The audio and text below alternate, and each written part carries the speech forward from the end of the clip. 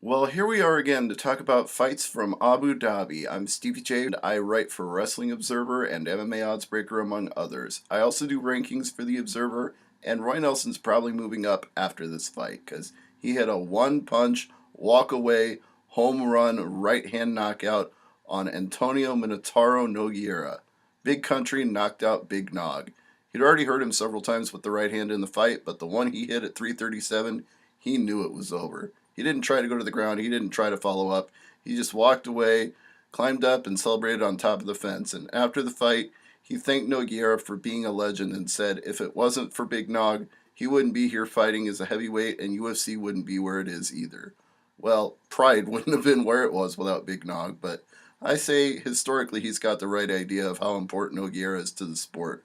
Former Pride heavyweight champion, former UFC interim heavyweight champion, and it's kind of sorry to see him go out like that, but at the same time, it's not unexpected because Big Nog has been through so many wars at this point that you've got to figure his career is on the short side.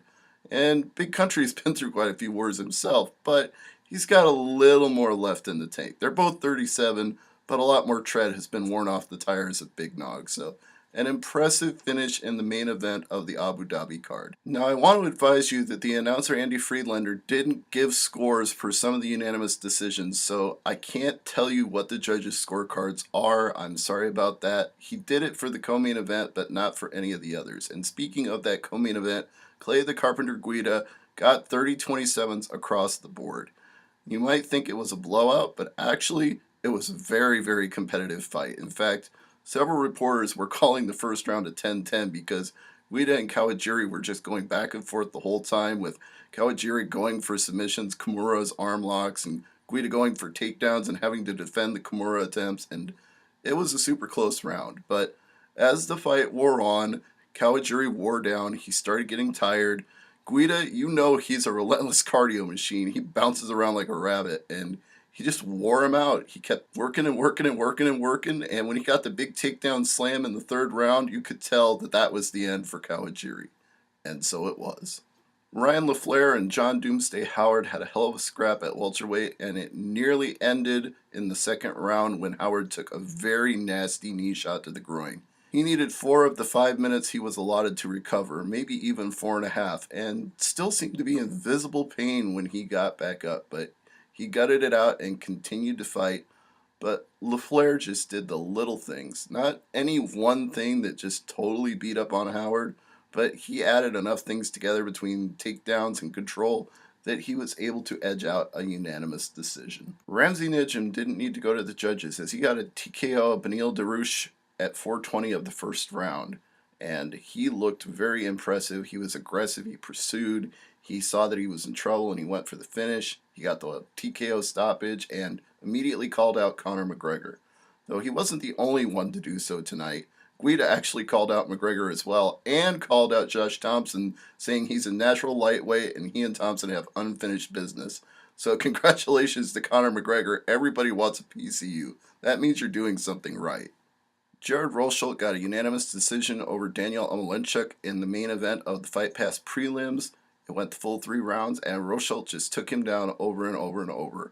But hey, what would you expect from an Oklahoma State wrestler? Takedowns, of course. And if you're as big and strong as Jared Rosholt is, you really don't need anything else, at least not at this point.